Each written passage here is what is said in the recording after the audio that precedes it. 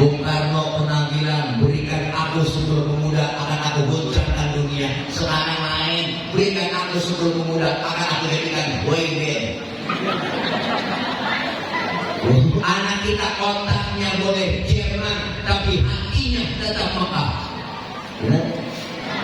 Artinya apa? Pendidikan agama harus lebih mantap dulu daripada pendidikan umum. Bukan berarti pendidikan umum gak berarti silahkan anak kita sekolah, silahkan SD, SMP, SMA, ngaji malam, tapi dikasih diajarkan agama, tanamkan ilmu agama. Kenapa? Jujur, pendidikan kita, kurikulum yang ada di negeri kita, Bu, itu berorientasi pada pengisian otak. Anak kita otaknya 2 isi, dia pintar matematika, fisika, internet, tapi hatinya dangkal, imannya kosong, agamanya dangkal. Maka banyak orang muncul sekarang pintar doang, cuma kalau bener. Gue yang pada pakai rompi oranye, memang rambut begini. Wah, sekolahnya S1, S2, S3, S2, SLR dia punya. Maka kebanyakan S boku. Kenapa otak?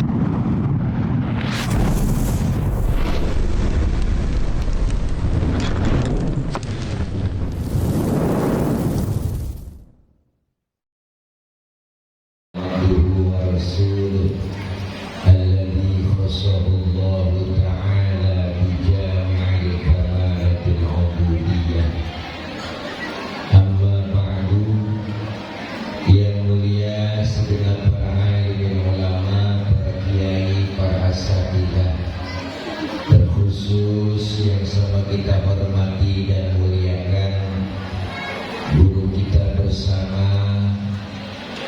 Al-Wali Al-Mukarram Al-Ustaz Profesor Dr. Kiai Haji Abdul Bunyamin MA selaku Ketua Rais Syuriah PWNU. Kita doakan beliau senantiasa sehat walafiat. Guru kami Al-Mukarram Al-Ustaz Dr. Kiai Haji Musyfiq Amrullah selaku pimpinan dan pengasuh Pondok Pesantren At-Tawazun beserta istri dan keluarga besar Pondok Pesantren At-Tawazun, doakan beliau senantiasa sehat walafiat. Amin. Guru kami Al-Mukarram Al-Ustaz Kiai Haji Wildan dan juga saya punya guru Al-Mukarram Al-Ustaz Kiai Haji Dr. Mustafa Mubni yang datang dari Kelapa Nunggal Cilengsi, dan beliau adalah salah satu pimpinan atau pengasuh Pondok Pesantren Darul Mubni Al-Maliki. Doakan beliau sehat walafiat. Amin. Hadir tengah-tengah kita Bapak Wakil Bupati Subang, Bapak Haji Agus Maskur, Komandan Lanut, dan juga diwakili oleh Kabintal, ada Pak Sekda, Ketua Basnas Jawa Barat, dan terkhusus mubalik kita yang sengaja kita undang jauh dari Tangerang, Al-Mukarram Al-Ustaz Kiai Haji Imam Syahroni.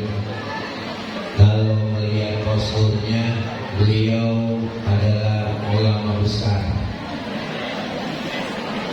Kalau beliau ceramah biasanya dibawa pulang, makanya gemuk langsung dimakan. Kalau saya jual, makanya kelihatan untet, kurus, tenggeng, atlet antara telah dan kulit. Banyak guru-guru yang lain yang mohon maaf pada teman-teman saya dari rombongan BP Ansor dan Banser, dan juga seluruh jamaah, ibu-ibu, bapak-bapak, wali santri dan rekan-rekan semuanya, para santriawan dan santriwati yang insya Allah dimuliakan oleh Allah Subhanahu wa Ta'ala. Amin.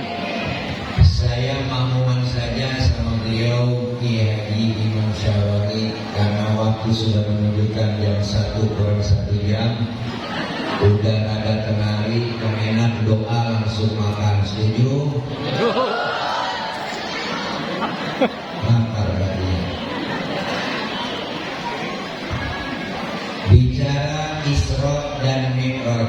Isra secara bahasa artinya jalan di waktu malam.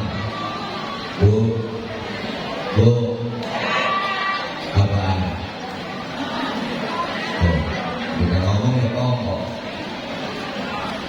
Secara bahasa Isra artinya jalan di waktu malam. Berarti orang yang lagi jalan malam itu orang lagi Isra.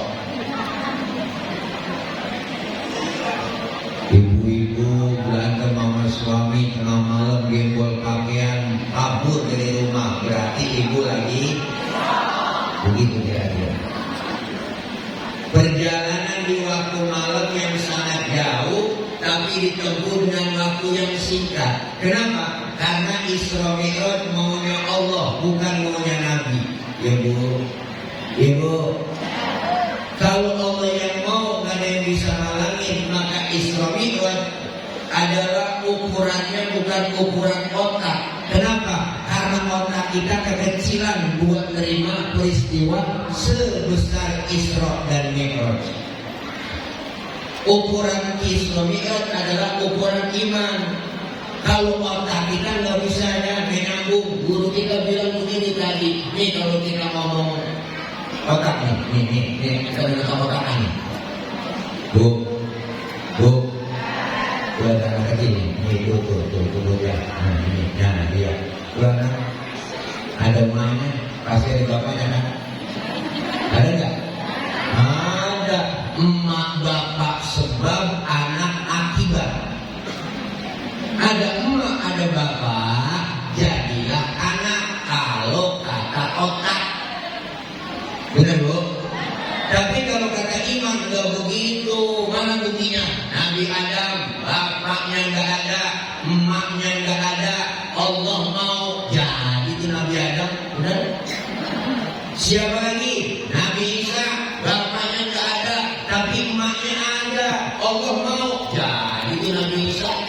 Kenapa Siti Maryam bisa hamil padahal gak punya suami? Itu mukjizat Allah yang mau. Siti Maryam wanita suci, gak pernah dijamah laki-laki, gak punya suami, bunting.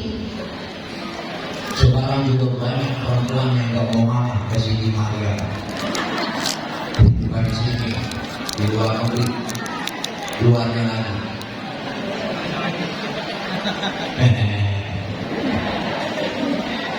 Kalau ukuran otak menyambung Masjidil Haram di kota Makkah, Masjidil Aqsa di Palestina. Ini kalau jalan normal 3 bulan naik kontak baru nyampe bu. 3 bulan naik kontak baru nyampe. 3 bulan naik kontak baru nyampe. 3 bulan naik kontak baru nyampe. 3 bulan.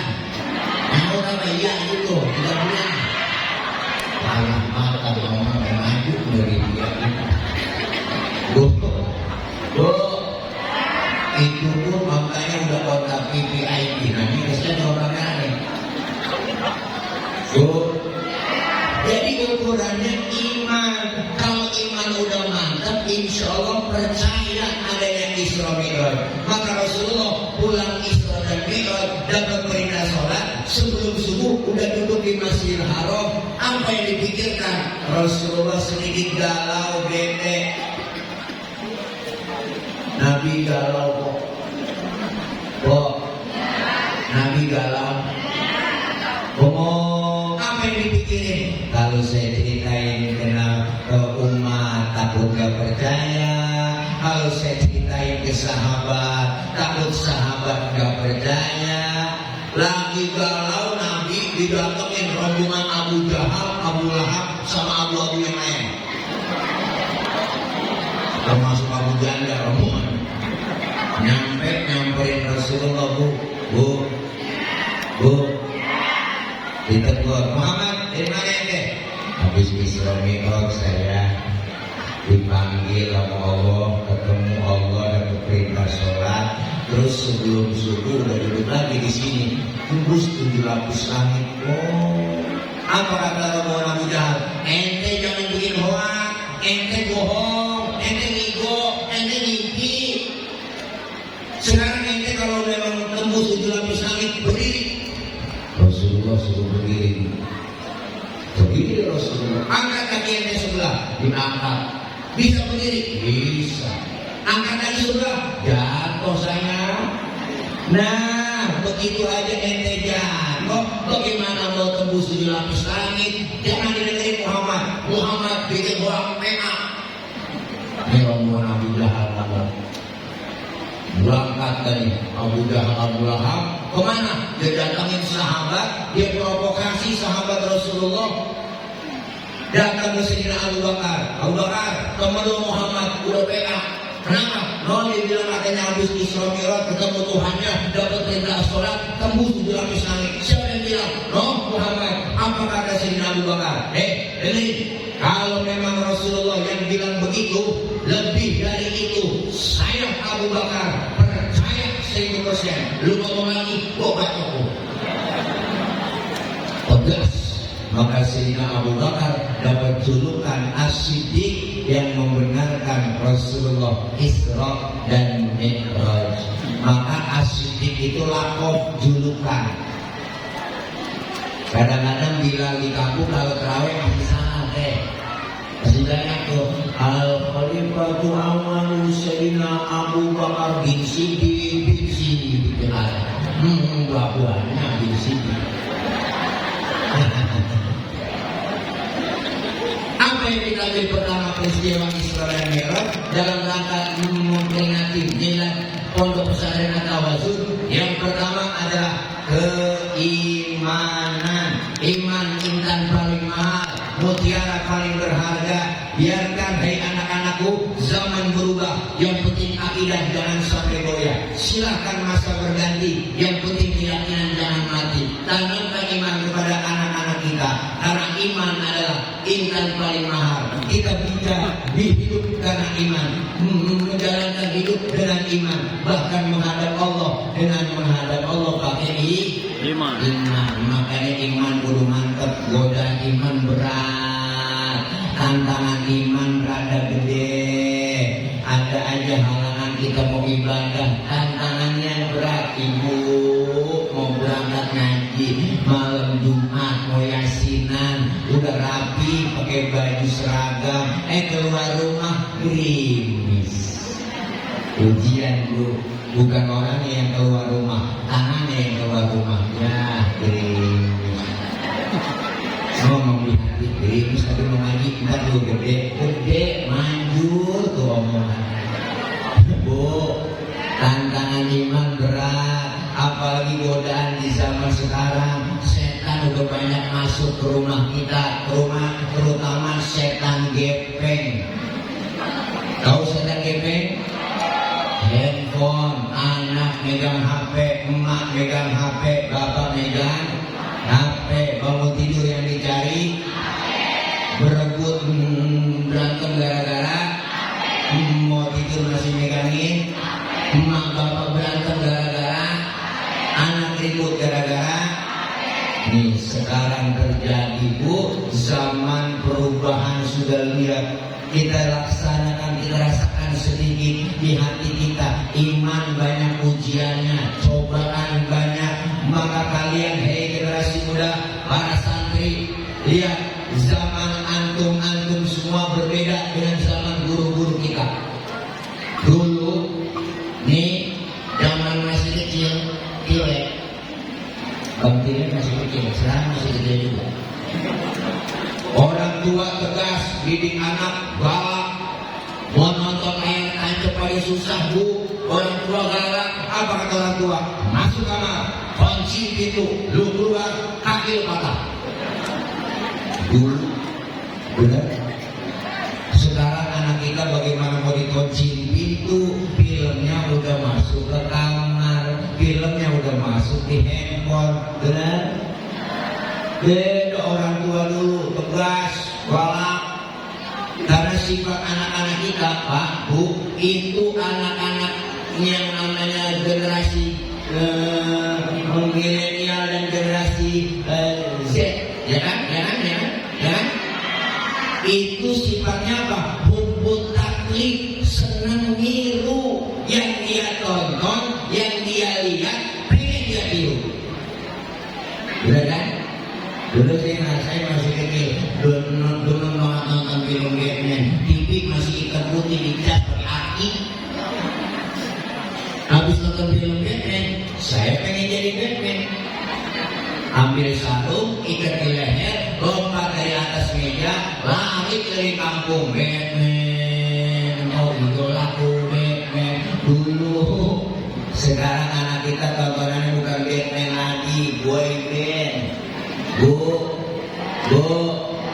Bung Karno pernah bilang, berikan aku Sumber Pemuda, akan aku goncangkan dunia. Sekarang lain, berikan aku Sumber Pemuda, akan aku jadikan boy band. Tantangan anak-anak kita berat, tidak lain fondasinya pesantren. Benar. Almarhum wal maghfurlah, Bapak Presiden kita pernah bilang, siapa? Bapak B.J. Habibie pernah berkata, anak kita otaknya boleh Jerman, tapi hatinya tetap Mekah. Benar. Artinya apa? Pendidikan agama harus lebih mantap dulu daripada pendidikan umum. Bukan berarti pendidikan umum gak berarti silakan anak kita sekolah, silakan SD, SMP, SMA ngaji malam, tapi dikasih diajarkan agama, tanamnya ilmu agama. Kenapa? Jujur, pendidikan kita, kurikulum yang ada di negeri kita, Bu, itu berorientasi pada pengisian otak. Anak kita otaknya belum diisi, biar pintar matematika, fisika, internet, tapi hatinya dangkal, imannya kosong, agamanya dangkal. Maka banyak orang muncul sekarang pintar doang, cuma kalau benar. Benar kok? Benar? Gue yang pada pakai rompi oranye, emang rambut begini. Wah, sekolahnya S1, S2, S3, S4, SLR dia punya. Maka kebanyakan S kok. Kenapa? Otaknya pinter, tapi akidahnya kosong dan imannya. Maka orang tua dulu lihat anak-anaknya, agamanya mantap, belajar ilmu agama, walaupun nggak sekolah tinggi, tapi imannya kuat. Maka anak orang tua dulu, emak saya aja 13 anaknya, emak 13, emak saya anaknya 13, emak 13. Ya Allah, Bu, 13. Itu belum yang mati keguguran. Tahu aku brol gampang banget orang tua dulu. Anaknya kayak kucing gampang banget. 13, saking kesuburnya emak-emak kita zaman dulu. Bapak saya pulang dari sawah, kolornya digantung di atas pintu. Emak lewat ketetesan, bunting emakku, saking suburnya orang tua dulu. Anak banyak, tapi nggak merasa susah. Ya Allah, 13 bang, makan nasi sepiring, mengkudunya 3 bakul. Itu dong mengkudu diirisin sama emak. Akhirnya nasi keurut sama mengkudu. Berebut makan hidup, Bu, sampai sekarang alhamdulillah. Begitu cuma masuk hijau, keluar hijau. Orang tua dulu anaknya banyak, tapi bisa ilmunya, agamanya mantap, bisa ngaji, bisa Quran, Masya Allah. Makanya punya anak banyak, orang tua dulu disisain antum yang bego. Biar agak pinter, biar bego tapi benar. Daripada pinter doang kalau benar, bego benar. Biar jalan-jalan gak mau, tubuhnya bego. Diberi motor sama bapaknya gak mau. Ada temennya bego tuh diberi motor gak mau, gak apa-apa gue sih dikatain bego. Yang penting gue bisa jagain emak gue. Kalau disuruh ke warung, gue berangkat sama emak gue. Tuh bego. Ya kan? Bego tapi bener. Emaknya sakit perut, digoreng bal sama dia. Depan belakang emaknya sampai kepanasan. Emaknya teriak, panas nih, panas. Diambilin emak itu harus bego. Ya bego. emaknya lagi sekarang, bego usaha aja si bego. Kata Quran Yasin wal Quran Hakim innaka minal mursalin. Tuh, bego tapi benar. Daripada pintar doang sekolah di Jepang, di Amerika, bu, ngaji gak bisa, baca Quran gak bisa, akhiran emaknya sekarang disuruh ngaji, gak bisa saya, udah ngaji aja, akhirnya terpaksa pakai terjemah. Yasin terjemahnya dari kiri ke kanan, ya kan? Yasin A-nya banyak, I-nya banyak ditulis. Ya Asin, ya Asin. Emaknya lagi sekarang kagak jadi mati, emaknya ngomong tambahin air, dia kira sayur kan. Makanya beruntung anak-anak kita mondok di pesantren agamanya mantap, akidah yang mantap. Amin. Amin. Anak kita lulus pesantren ini insya Allah bukan sekedar pinter, tapi jadi anak benar. Harapan kita semua sebagai orang tua, anak kita menjadi anak yang soleh. Anak soleh insya Allah pinter, tapi anak pinter belum tentu soleh.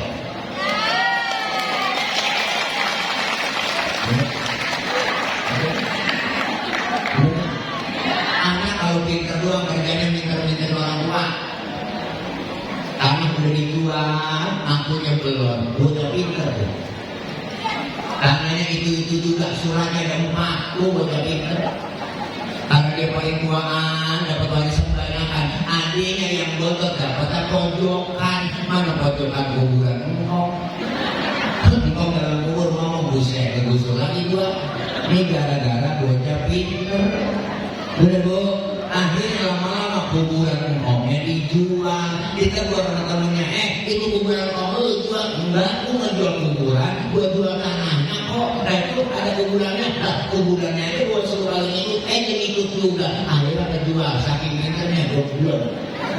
Bener bu, ini makanya tanemin akidah, iman yang mantap, ilmu agama, terutama ibu. Ibu lebih dekat dengan anak. Bu, yang lebih sayang sama anak, emak. Bapak-bapak kurang laten ngurusin anak. Bener? Emak punya anak kecil, lagi anak-anak makan, nangisnya, ditinggal di makanannya. Bener bu? Dilihat anaknya ngomong, anak buat wangi banget kayaknya, emak. Ditinggal makanan digebokin dulu tuh anak, habis digebokin dia makan lagi, nggak pakai cuci tangan lagi. Luar biasa emak. Punya anak kecil tengah malam nangis, yang bangun siapa? Bapak-bapak yang bawa bangun benar-benar nangis, nangis udah bijak. Bapak kurang laten ngurus anak, maka satu orang emak bisa merawat 10 orang anak.